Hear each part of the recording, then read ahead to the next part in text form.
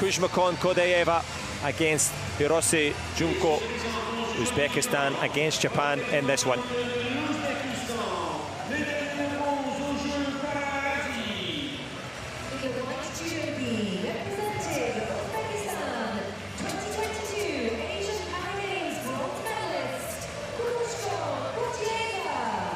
Kuzmakon Kodayeva, the 27-year-old from Tashkent, has looked very accomplished today.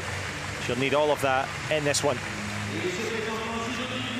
Yeah, she will need it all because they're both on great form.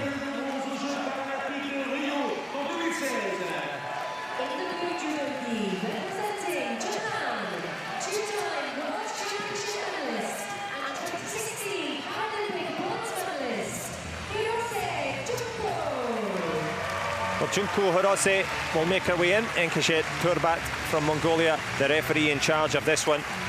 But of course, coming in, Hirose Junko, helped in there by her coach and her husband, Haruka Hirose. So very much a family affair in this one. All thoughts of family and familiarity are finished. And if you're brand new to judo, a warm welcome. This the final, and this the route through. Yes, they've, well, Hirose just missed out on a medal at the last Paralympics. He's already gone one further, but she'll want to make sure that it's gold. She's had good posturing all the way through, and we talked a lot about that yesterday. Good posture, good technique coming from the good posture.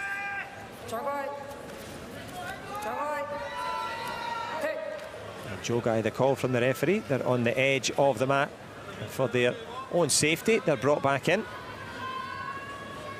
Yeah, they're a bit more lenient on the edge with the J1, J2 athletes than they are, you know, with Olympic competition, because it's they're 2 feet out and it's immediate penalty. There's not so many immediate penalties given here. So some of them, of course, can't hear. So that can be a problem because then the referee has to touch to bring them back.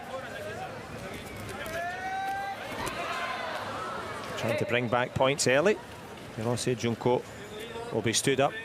As you rightly point out there, Neil Adams saying if they have a red dot on the back of the judo gi, that means they are completely blind. The yellow dot means that they may also be deaf. Both of these athletes have some field of vision, and they've been categorised as such. But the big category now, the chance to go for gold. Yes, just the odd time. One or two of the athletes have got a red and a yellow, so they're blind and deaf. So that obviously is difficult for the referee to manage sometimes. The referee has to be there and at the right place at the right time.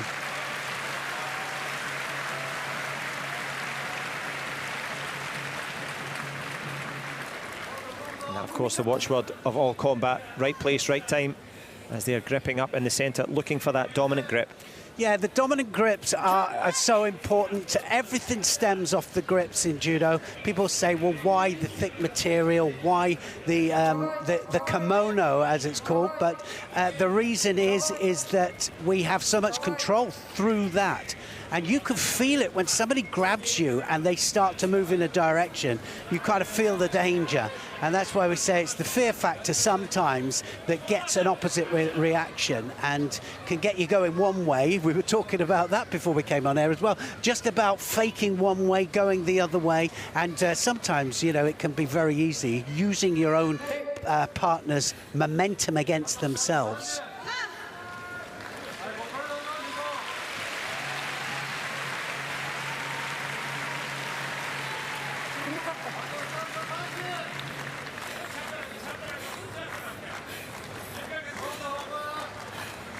You can hear the heavy breathing. Hirose Junko, Kodayeva, Kuzmakon pushing themselves to the absolute limit here. Yes, that wasn't far off either there. She was right the way in there with the leg, and sometimes the coordination to get in between the legs there, the uchimata that goes right the way between the legs. The problem being, of course, then the support leg has to go in deeper as well.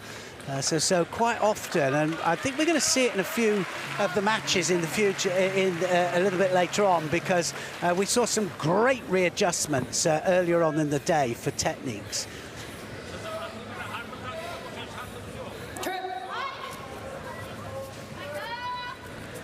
as you say, Neil. So judo were drawn to the arms of the opponents, but also the feet, worth watching. And you mentioned that supporting leg. We saw their attempt at the Seoinage throw, but also the leg that's furthest away, also they have to drive that in. It's about driving it in, and also about having the feet pointed in the right direction, because where the feet are pointing as well is quite often, and the head, where the rest of the body goes.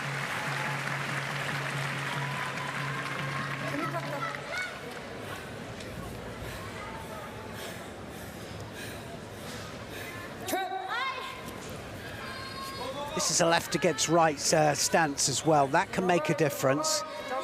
Not so much, actually, visually impaired or J1, J2, because they start gripped up. Oh, that's going to be it. That's Ippon.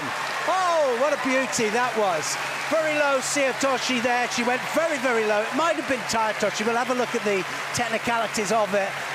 When she went right the way across there, and that bridging action, don't look at the bridging action.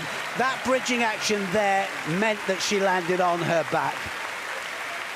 And it also means she lands the Paralympic Games title. It will be confirmed, of course, for Ippon. A huge throw from Hirose, and it was heroic from Hirose here. And just a smile now, the relief, the joy, the confirmation now. The Paralympic champion, Owl in blue from Japan.